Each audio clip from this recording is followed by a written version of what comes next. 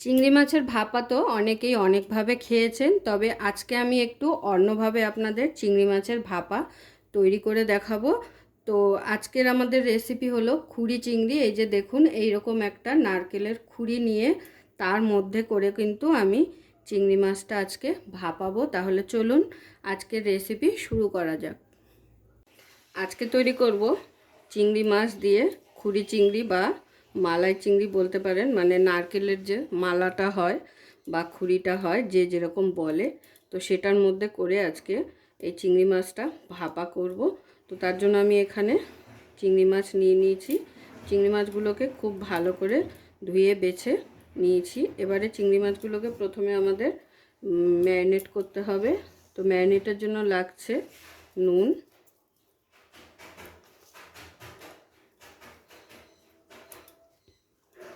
হলুদ,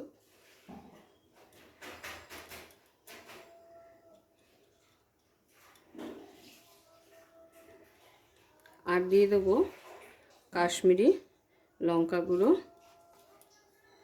সমস্ত কিছু দিয়ে মাছটাকে খুব ভালো করে মাখিয়ে 5 থেকে 10 মিনিটের জন্য রেখে দিতে হবে। মাছটা খুব ভালো করে ম্যারিনেট করে নিলাম। এবারে একটা মশলা রেডি করে নেব। নিয়ে নিলাম একটা মিক্সির বাটি।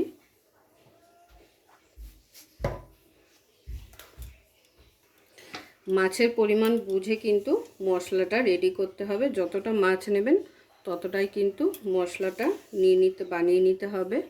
তো দিয়ে দিচ্ছি প্রথমে গোটা পোস্ত, 2.5 চামচের মতো পোস্ত দিয়ে দিলাম। এবারে দিয়ে দিতে হবে 2 রকমের সর্ষে,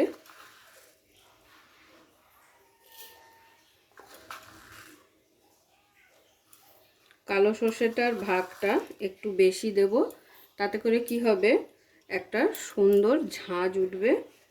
আর দিয়ে দেবো সাদা সর্ষে। কালো সর্ষে আমি 3 চামচ দিয়েছি, আর সাদা সর্ষে নিয়ে নিলাম 2 চামচ। এবারে এটাকে শুকনো প্রথমে গুঁড়িয়ে নেব, তারপরে কিন্তু জল দিয়ে পেস্টটা করে নেব।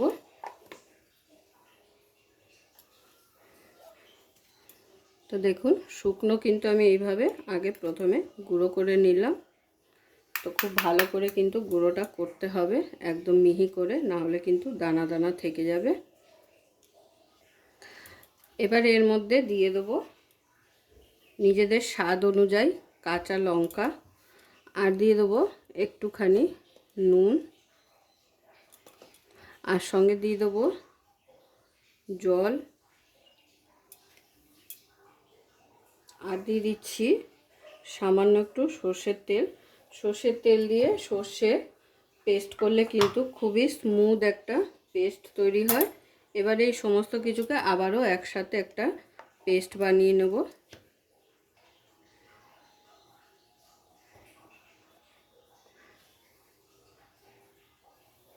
তো দেখুন, আমাদের পেস্ট কিন্তু একদম রেডি।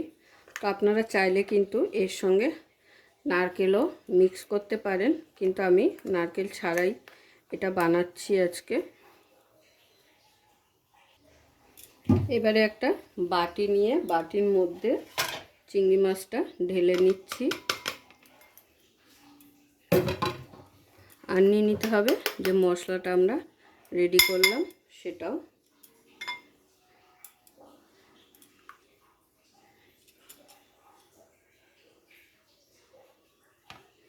মশলার বাটিটা ধুয়ে ভালো করে সেই জলটাও দিয়ে দিতে হবে।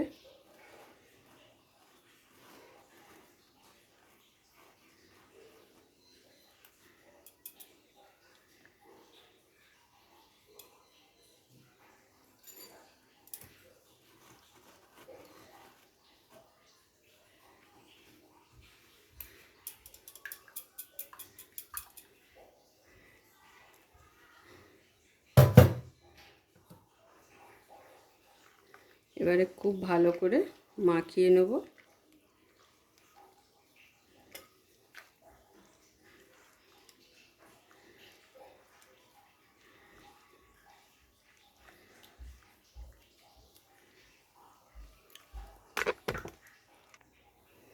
তো মাছটা কিন্তু আমার ম্যারিনেট করা খুব ভালোভাবে হয়ে গেল মশলা দিয়ে। এবারে এই যে খুরির কথা বলছিলাম নারকেলের, এরকম খুরি নিয়ে নিয়েছি। খুরির মধ্যে এবারে মাছগুলোকে তুলে নেব।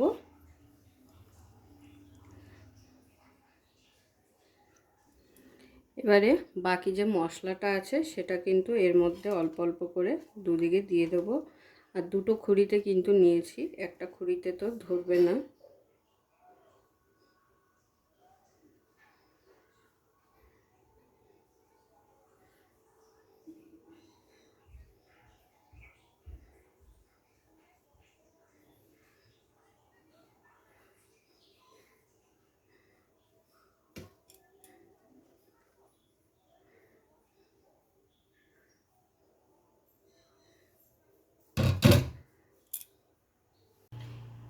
তো দুটো খুরিতে সাজিয়ে নেওয়া হয়ে গেল। এবারে ওপর দিয়ে দিয়ে দিচ্ছি একটু সর্ষের তেল,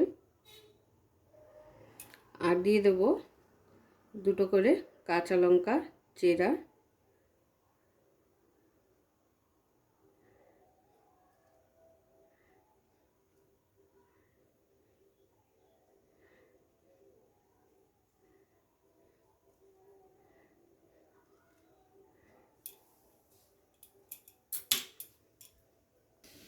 এবার যে কড়াইতে আমি ভাপাতে বসাবো সেই কড়াইতে কিন্তু আমি অলরেডি জল বসিয়ে দিয়েছিলাম, আর এরকম ছোট ছোট দুটো স্ট্যান্ড দিয়ে দিয়েছি। এবারে এগুলোর ওপরে এই খুরিগুলোকে এইভাবে বসিয়ে নেব।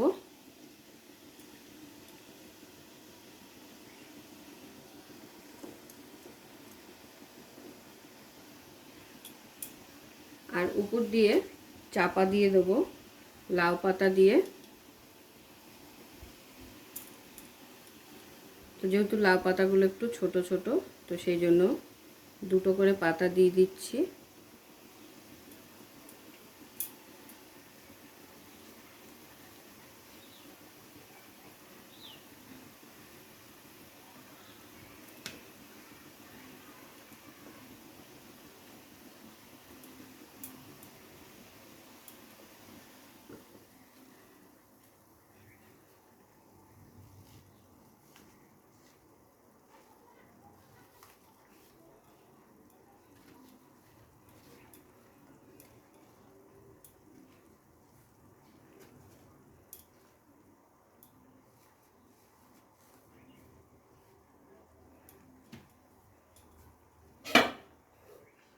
লাউ পাতা চাপা দিয়ে এবারে ওপর থেকে ঢাকনা চাপা দিয়ে গ্যাসের ফ্লেমটাকে মিডিয়াম টু লো আঁচে রেখে আমাদের প্রায় 10 মিনিটের মতো এটাকে ভাপিয়ে নিতে হবে, তাহলেই তৈরি হয়ে যাবে খুরি চিংড়ি।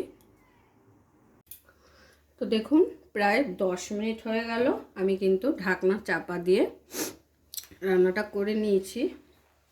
এদিকে পাতাগুলো কিন্তু মজে গেছে। এবারে কিন্তু আমি গ্যাসটাকে অফ করে রেখে আবার 5 মিনিট বাদে আপনাকে এটা খুলে সার্ভ করে দেখিয়ে দেবো যে কীরকম হয়েছে আজকের আমাদের খুরি চিংড়ি। তো আবারও ঢাকা দিয়ে আমি স্ট্যান্ডিং টাইমে রেখে দিচ্ছি। তো 5 মিনিটের মতো স্ট্যান্ডিং টাইমে রাখার পরে আমি নামিয়ে নিয়েছি গ্যাস থেকে। এবারে আমি একটা পাতা খুলে আপনাদের দেখিয়ে দেব।